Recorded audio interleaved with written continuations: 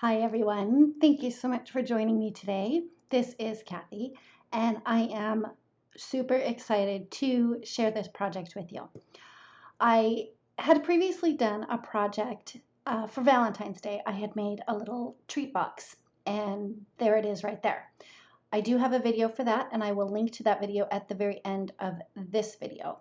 Anyway, for this project, I wanted to make another treat box, and I thought that the Harvest Candy Bucket die set from Trinity Stamps would be perfect for that. So what I did was I started out by die cutting all the pieces. I did two of the buckets out of orange cardstock and the little rim. I die cut that twice as well. And I only die cut the face once because I wanted that to be the front of the bucket and I didn't think it was necessary to have one on the back.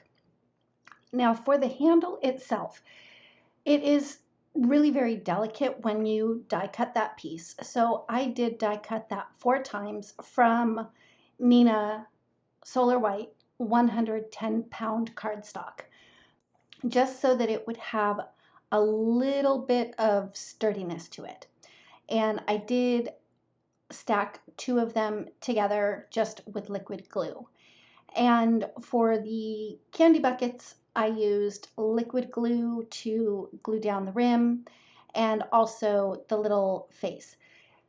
Anyway, moving on. After I had all the pieces glued together, I wanted to have the handle be silver or gray, so I just colored the handles using a C3 Copic marker, and I made sure to do the front, the back, and then along the edges, both on the inside and the outside of the edges.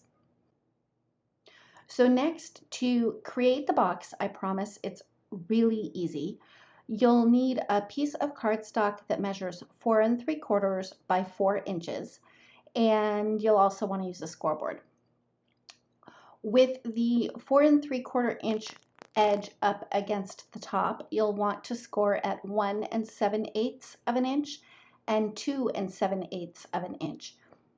Then you're going to rotate your cardstock to the 4-inch side and score at 1 inch and 3 inch. I like to burnish all of my lines after I'm done with the scoring, and then you just want to trim on the, I'm going to call them the little square tabs in the center. You want to trim along those score lines up to the perpendicular line. I also like to trim off just a sliver from those square tabs. I find that it just makes it easier to put the box together. It tends to be a little bit more flush when trimming off those little slivers. To put the box together, I put a bunch of glue on the outside tabs and folded the box up, and I just put some pressure to give the glue a chance to grab on a bit. And then those little square tabs on the inside, they were kind of bothering me because they were sticking up. So I just put a dot of glue on the bottom of each of those square tabs and used my bone folder to press those into place. After I had the box created, I glued the handles onto each of the pumpkin pieces.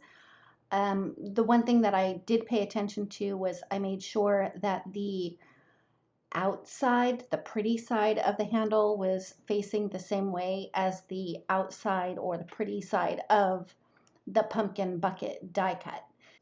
Once I had the handles glued into place, I just flipped over the back piece, the one without the face. I put that face down on my craft mat to make sure that the pretty side was facing out. I put a bunch of glue on the box itself and then pressed it down into place. And the trick for this is you kind of want to have the bottom of the box a little bit higher than the bottom of the pumpkin. That way it'll actually stand up on its own. To finish it off, I just put glue on the other side of the box and put the front of the candy bucket on top of that. Then I pressed on the inside so the glue would have a chance to grab onto that cardstock.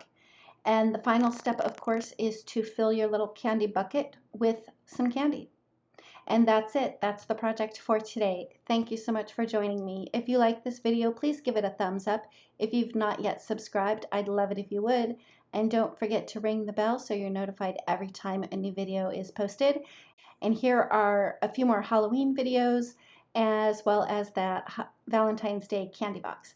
Thanks again, and we'll see you next time.